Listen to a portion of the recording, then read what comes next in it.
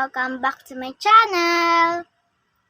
So for today's video po, ay ituturo ko po sa inyo kung paano maging searchable ang iyong channel. Pero bago po tayo magsimula, don't forget to subscribe, like, and share. Let's start the video. Let's go! Okay guys, so ituturo ko na po sa inyo kung ano po yung gagawin natin para maging searchable po tayo. So, ang una po natin gagawin is pupunta po tayo sa Google. Punta po tayo sa may Google. And then, i-search po natin is YouTube Studio.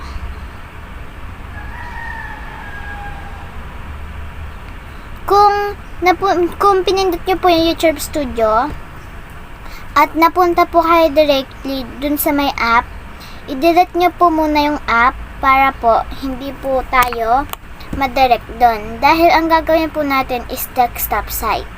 So, pag nagawa nyo na po yun, pindutin na po natin ito, yung YouTube Studio na nakalagay. Huwag po muna kayong pipindot ng continue to studio. So, pindutin po natin itong 3 dots sa taas. And then, pindutin po natin itong desktop site na may box. And then, nag-loading na lang po siya. Kung malakas po ang internet nyo, mas mabilis din po yung pag-loading niya.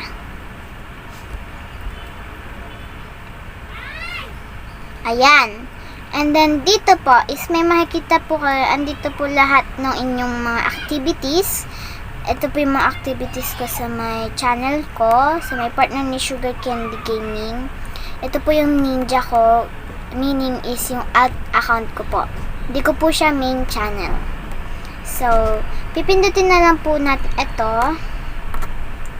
Ito pong settings na button. Pindutin po natin yan and then zoom out po natin. Kung naka-computer po kayo is mas easy pa po yun dahil pipindutin nyo na lang po yung YouTube Studio and then pipindutin nyo na lang po yung settings. So, pagkapunta nyo po sa settings, pindutin nyo po itong channel. Ayan, pindutin nyo po yung channel and then, ito po yung makikita nyo, keywords. So, kunyari po, tatanggalin ko po muna yan. Ayan, ito po yung mga makikita nyo, add keywords. So, ano po yung keywords? Yun po yung, para po is maging searchable po tayo.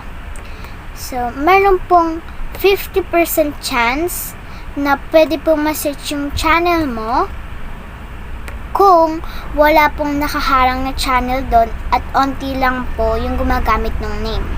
Kaya ang recommended ko po sa inyo is bago po kayo gumawa ng YouTube channel, sa mga new lang po sa may YouTube, is ang recommended ko po sa inyo is unique names na onti lang po yung gumagamit at saka din po is yung onti lang po at saka din po yung mababasa na maiintindihan. Huwag po natin habain dahil baka po is yung mga iba po is baka hindi po nila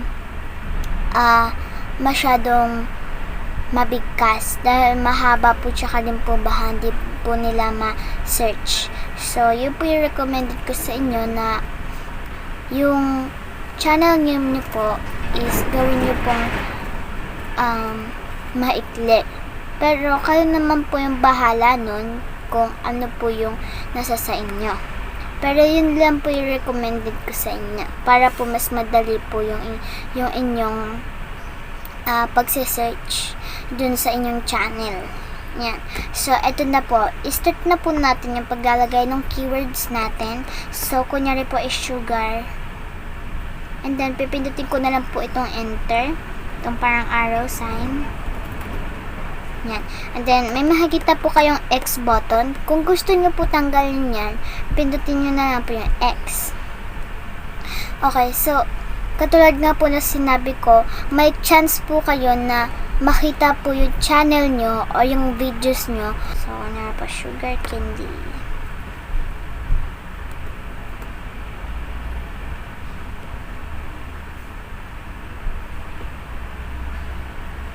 Ayan. So, pag na-add nyo na po, pindutin nyo na lang po yung save. Ayan. Gaya nga po nung sinabi ko kaganina, diba? So, titignan po natin kung mapupunta po doon yung ating channel. Dahil may chance po tayo na makita yon. So, ayan. So, okay na po siya. Punta na po tayo doon sa may YouTube.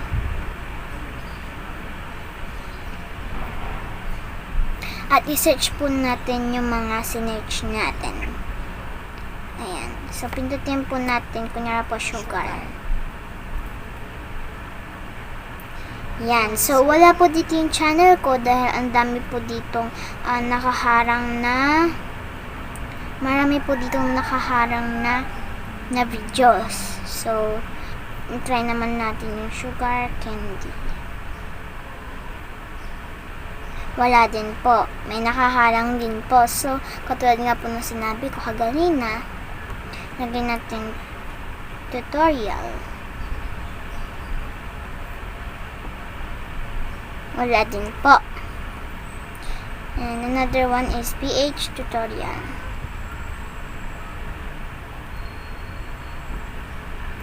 Wala din.